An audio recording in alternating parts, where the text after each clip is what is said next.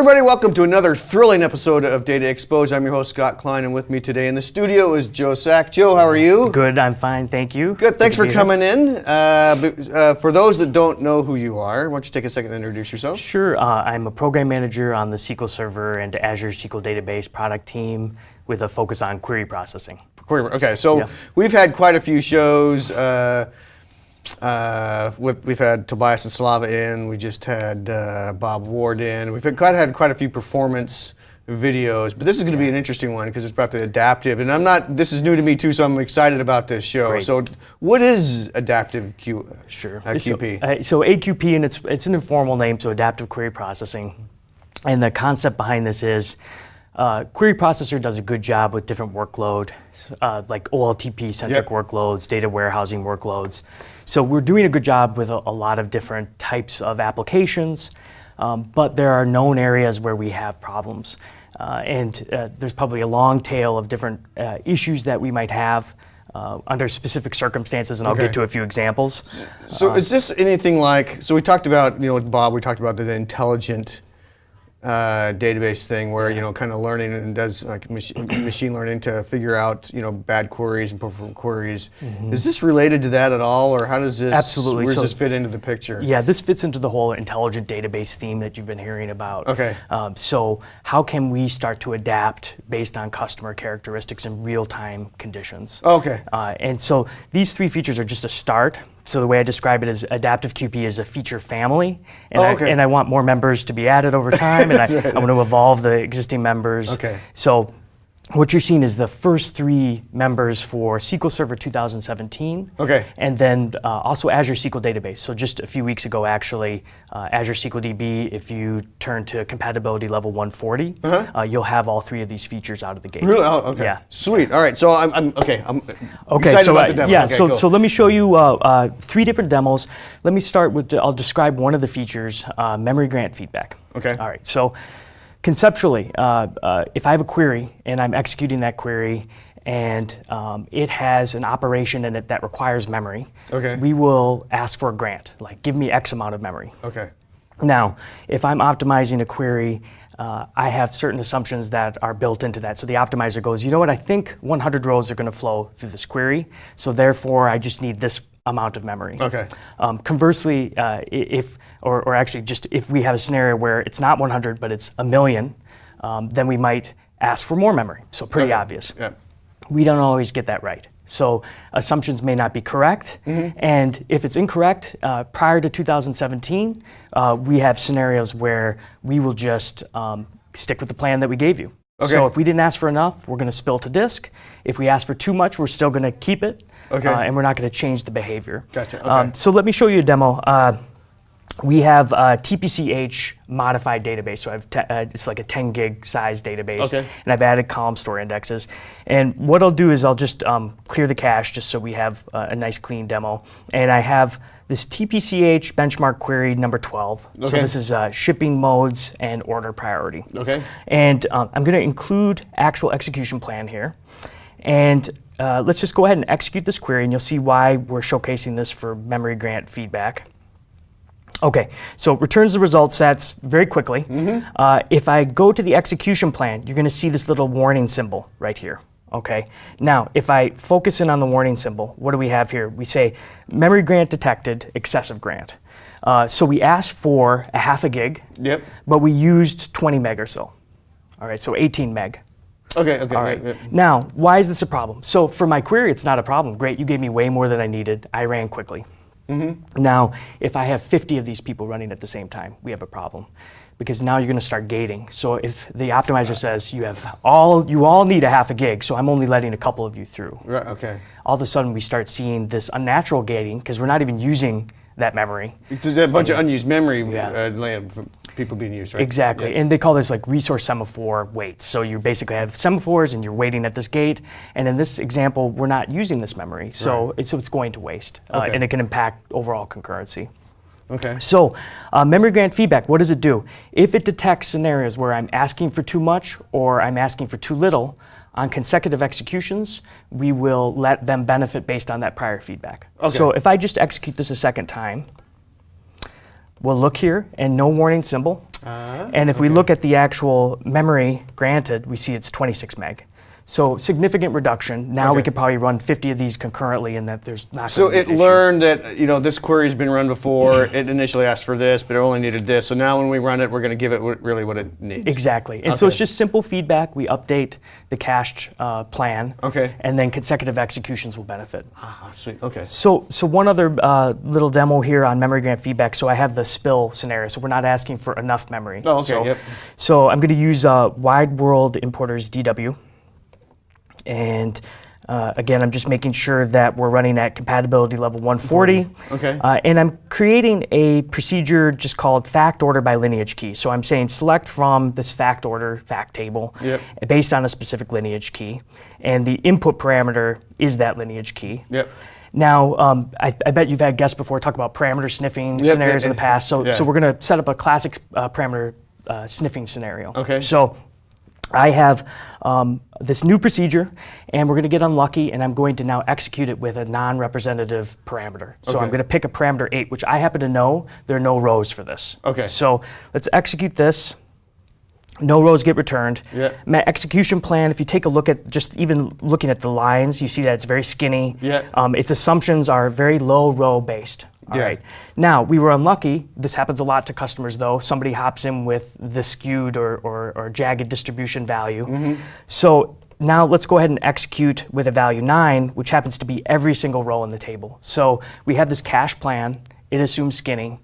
Every single row in the table is now going to flow from this. Okay. And now this probably takes, I think last time I tested this on my laptop, depending if Outlook was on, 11 seconds altogether, 12 or 13 seconds. Yeah. Okay.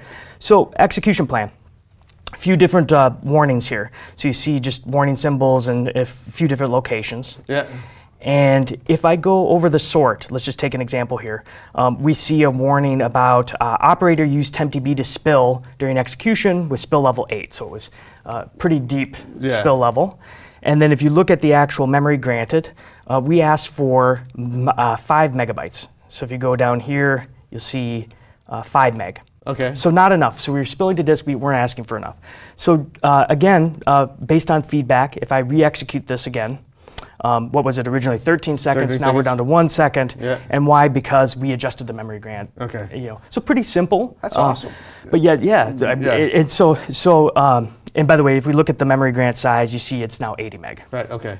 Now, if we oscillate, so if we go up and down, we'll disable that feedback. But for scenarios where you get that unlucky parameter sensitivity scenario, this could be very helpful. Yeah, I was just thinking about that because will there ever be a case, or how often will be the case, where you're going to get that that scenario you just had where, asking for rows that don't, just you get the initial query plan and then the real query plan back and forth a lot. Does that make sense? Yes, yeah. Right. So if you have that oscillation, we'll disable behind the scenes because it doesn't make sense to keep adding or subtracting continually. And it doesn't solve the inherent parameter sensitivity issue. Right. It's just one tool that could handle some of the scenarios. So you could actually turn that off then, correct? Yes, so if you're not running compatibility level 140, now, otherwise we'll turn it off for you if you have this up and down scenario. Oh, okay, so behind the scenes you'll turn it off. Exactly. We'll turn it off. Okay, cool. Yep. So that's one of the features for AQP. Okay. Second one is adaptive joins. Okay. So from a join perspective, if I'm joining 2 different tables, we could have 3 different physical algorithms that get used. So we could get nested loop operation, a merge operation, a hash join operation. Okay, yeah. And where it's appropriate, there's a lot of different circumstances or conditions that would make one appropriate over the other. But if we take a scenario like low row count versus high row count, we can generalize and say low number of rows, nested loop operation is probably going to be optimal. For high number of rows, we might say it might be merge or it might be hash join operation. Yeah. Okay. So this new operator called adaptive join, essentially says, look, let's not make a decision until runtime. So let's make an educated decision up front, but then based on the row flow, let's adjust whether it's hash join or nested loop in real time. Okay, so you could actually change the join type dynamically. Yes. Yeah, with the same cached plan. Right, okay. Yeah. So to demonstrate this, again, I'll use the TPCH query. This time I'll use query 18, which is the large volume customer.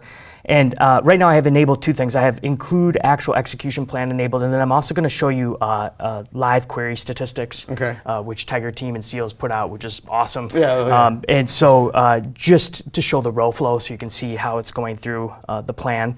And I'm creating a store procedure for this, and I'm going to take in a parameter that has quantity. Okay. And then you'll see that this quantity is just referenced within the body of this select. So I'm going to go ahead and create this, and let me just do the drop if it exists. All right, so adaptive join. Let's show two different scenarios. So the first is I'm sending a parameter of 314, and if we execute the query, live query statistics, you're seeing the row flowing, and I'm going to actually stick around this area and we'll wait for it to finish. So we see new operator, adaptive join. So this is brand new in 2017, Very cool. Okay. brand new in Azure SQL database. And you're going to see something that you're probably not used to before if you've looked at nested loops and hash joins, which you normally see 2 branches. With this, you're going to see 3. Okay.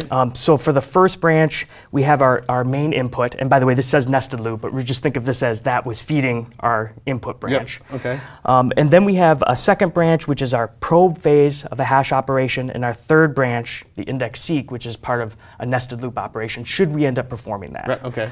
All right, so a few things to see based on the live query stats. Notice this branch had 0 rows flowing through it.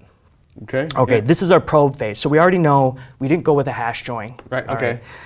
For nested loop operation, we see rows flowing through it. Yep. Okay. Now, we don't have to just look visually to figure that out. We also have attributes.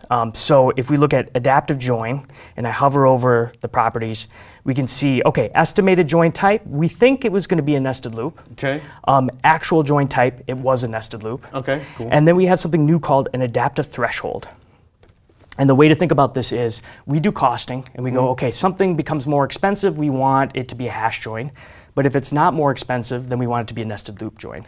So in this example, if we exceed 1,200 some rows as our outer input, we will go with a hash join operation. That is the point where that cost intersection goes, you know what, it makes Is that no a sense. hard number based on? It will vary query by query. So I we'll see, look at, okay. yeah, so if you can almost envision, and I didn't do any slides today, but you can almost envision 2 different intersecting lines where it goes, here's how much it costs to do nested loop, and the more the rows, the higher that cost. So that analysis will be based on the query and how many rows it thinks is going to be returned. And Yes, okay. and it looks at that intersection, it goes, here's the tipping point where, you know what, a hash join makes sense, or nope, we didn't exceed it, let's stick with the nested loop. Okay. So in this example, you saw we went with a nested loop. Okay. So this plan is cached.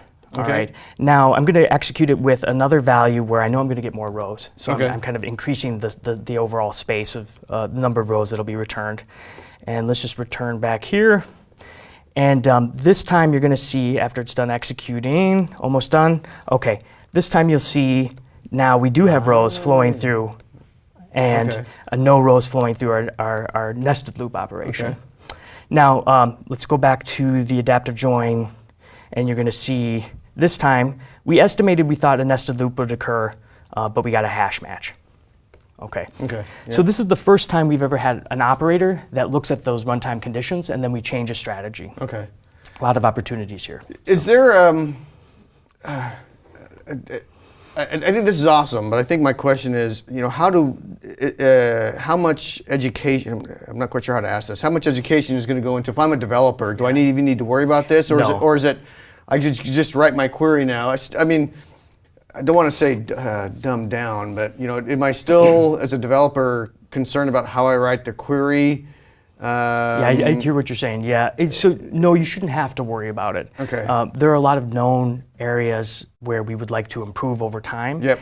And we're trying to build in these mechanisms and expand them into other areas. So Right. this is really, you'll see for all 3 of these AQP features, they're all doing different things in different ways, and they will be reused in other areas. I think my concern is that I think this is awesome because you know it goes back to this intelligent database thing, you know, and how we can improve automatically and right. But I can see a developer going, the engine will just fix it. I can write a bad query and the engine will just fix it type of scenario, right? And I don't. That's not what we want. No, no. Right, but I think there's still some.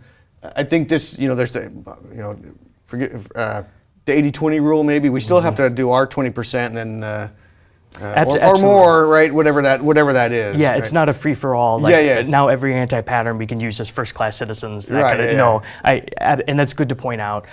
We're basically looking at what are the most common, frequently encountered issues, Yeah. and can we start addressing them piece by piece? Yep. And now you've seen we had 2016, now we have 2017 yeah. with this improved cadence, and then also running a service. Yep. We're a lot better equipped Yeah, to start doing this. absolutely. Yeah. Because the learnings we get, all the telemetry data we're gathering from Azure SQL DB and how we can improve this, goes into these things, right? It's awesome. But I love the ability for SQL Server, and I think everybody else will, to go, you know what? Let me learn and take all that data that I'm learning and apply it and auto-correct myself, right? Yeah. But I still, there's still the responsibility of a DBA or developer to go, yep, I still got to do my part to. Yeah, absolutely. And by the way, there's a lot of discussion about this. Is the DBA role going away as we add these? Yeah, things? and I didn't want to. I was thinking as I said, but I didn't want to. Yeah. So we're gonna, And it's okay to. So my answer is no. Yeah. I mean, but if anything, I think ideally we leave behind the interesting stuff. Yes. Because why was there a parameter sensitivity issue? Yep. Is there something that we should have refactored? I mean, that's just one example of many where you bring it up a level, and anything that can be automated, let's try to do it. Yep. And then the rest, ideally, that's the interesting part. Yeah. So. But I love that, based on the number of rows it can turn, hey, we might use this, or this is awesome. Yeah, great. I love that. Awesome. Okay, cool. So then the third and last of AQP for this round, for this version, is interleaved execution. And specifically, it's interleaved execution for, and this is a mouthful, multi-statement table-valued functions. All right. Say that fast. Yeah. So first of all, interleaved execution, what are we even talking about? So historically, we optimize and we execute. Yeah. So we have that plan I mentioned earlier, and then we're stuck with it. If there's any changes in assumptions, sorry, we don't do that. Right. For interleaved execution, this is the first time that we're saying, you know what, we see something that's noteworthy. Like we see a subtree that is high likelihood of having a problem with its estimate. Yeah. Let's go ahead and let's materialize it, get the cardinality estimate, and then educate the rest of the plan. Cool. We're starting with the easiest part, multi-statement table valued functions, the lowest risk. I shouldn't say easiest, but it's the lowest risk area because it was already a black box. We were already materializing it. But if you have a function, from a developer perspective, there's a lot of virtues. So I can encapsulate, I can reuse. Yeah, okay, that makes sense. But historically in SQL Server, we don't implement it well. So we say it's a black box. One row is coming from this, or most recently, last two versions, 100 rows are flowing from this function. That's it. That's our guess. We say 100 rows. If it's 1,000,000, you're out of luck. If it's less than 100, great. But we're basically punishing that virtue of reusability and encapsulation. Yeah. So I have an example here, a demo running through what we've changed. I'm going to set this to 130 to show you the legacy behavior. Okay. And I'm going to use wide world importers DW again. And what we have here is I'm selecting from order table. Okay. And I'm interjoining to a multi-statement table valued function. And it's called what if outlier event quantity. And I'm basically saying, look, if we have a mild recession, what impact does that have on order quantity? Okay. So just that's the general concept. So let's go ahead and did I go ahead and execute this? Let's do it just in case, just to make sure we're running at 130. And I have included my actual execution plan. Let's kick this off. Now again, I mentioned anything within the body of that function, we treat as a black box. It's off model. We don't know what we're getting back. Exactly. Now, execution plan. A few things just to point out. So you see some warning symbols in there already. But let's take a look at where the function is actually being referenced. And we're going to see here estimated number of rows 100 versus actual number of rows 231,000. Okay, so we're highly skewed, and this is a very pared down version, so the huge number of seconds, there's not a big contrast here, but it's more just to show you the problems that are being caused. So if we're reading it from right to left, we see, okay, we're assuming a low number of rows. If I hover over, let's say, the hash match, we're going to see that assumption then results in spills. So now we're spilling because we didn't ask for enough memory, and so on. It also involves things like, beyond memory grants, what join algorithms should you use, or what is the order of operations? Sometimes we want to filter fast and early.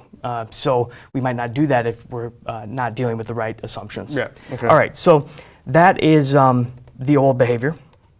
Now I'm going to go ahead and update this to compatibility level 140. And but you're still in, you didn't hit master yet. Oh, thank you. Yeah, let's get that whole thing. All right, and then let me re-execute. And this is the interleaved execution MSTVF version of the plan. and you're going to see now no spills, and you're also going to see a different plan shape.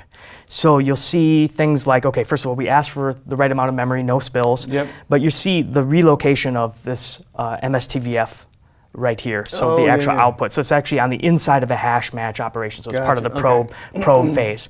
An estimated number of rows, we shouldn't even really call it an estimate anymore because it's the same as the actual. So what is going on behind the scenes to be able to accomplish that? What's the engine doing to say, all right, because since it's still a black box, right? Yeah. What are we doing behind the scenes? So what are we doing behind the scenes? So we'll basically say during optimization, we see some MSTVFs in here, one or more. Yep. And what we will do is we will stop, and hence here's where the interleaving comes in. We will stop optimization. We will execute that MSTVF. We will pull out the cardinality estimate. We will basically introduce it back into the optimization process, and downstream we optimize based on that informed decision. Okay. So we go in and out of optimize, execute. If you have multiple references of MSTVFs, we'll go in and out until we're done. Yeah. So is that so you actually go, okay, let me run this by itself. Let me figure it out. All right, now that we've got the information we need, let's go execute the query. Exactly. Does that improve? I think a lot of people are going, hey, if I'm jumping in and out like that, what's kind of performance going to be? Or is that, do I actually get the benefits of better performance? Because I know what my numbers are going to be when I execute the thing as a whole. Yeah, so from, I think you were about to say overhead, which I appreciate. You were like, how do I reword this? But basically, is there extra overhead? We picked a very low risk area, so this was already being materialized. Yeah, you were saying that earlier. Where like, let's get the low hanging fruit type of area. So it's extremely likely you will benefit or have parity. So if I have just a few number of rows, and really I didn't mind the 100 row guess, you're going to be okay. It's not going to add that much overhead. Yeah. And then for the areas where you really should have a different plan shape, you're going to benefit. Yeah, so okay, and that's a good point. You're saying if I'm really not returning, if I'm going from like 100 rows to a couple thousand rows, I'm really not going to see that much benefit. But if I'm going from, estimate of 100 rows to hundreds of thousands of rows or millions of rows, then I'm going to see that benefit. Exactly. Yeah, and you could say that for the other features as well, where it's really, for example, adaptive joins. It's for those scenarios where you do have very different distributions or very different frequencies based on that input parameter value, for example. Well, and I like the visualization of all of these, especially this one, because I can look at the original plan and then look at this plan and go, this is much different, right? Yeah. The entire shape shift. Right, and tells me that something something really changed on how that was orchestrated. Great, processed. Awesome, Joe. Thanks for this is awesome. Yeah, so you said there's I'm assuming hopefully correctly that there's going to be more work along this adaptive QP stuff. Yes, right? that's the plan. Okay. And again, I want this family to grow and evolve, and I want nieces and nephews and so everything. So want that family tree just go So if we want more information about these the initial kids. Right. Is where can we find out more about that? Easiest way is just search on adaptive query processing. It should be the first results. There's actual Books Online article on adaptive query processing. And then at the very end, by the way, if you want to practice some of this, there's actually a link to GitHub repository where I have a backup and some example scripts you can use. Cool. Very nice. So, okay. Awesome. Great. We definitely look forward to having you back to introduce us to some of the other kids and nephews and nieces. Sounds good. Family. Joe, Appreciate thanks your for time. coming. All right. Thank you. Hey, everybody. Hope this was helpful. It was for me. Loved it. Hopefully it was helpful to you. Thanks for watching. We'll see you next time.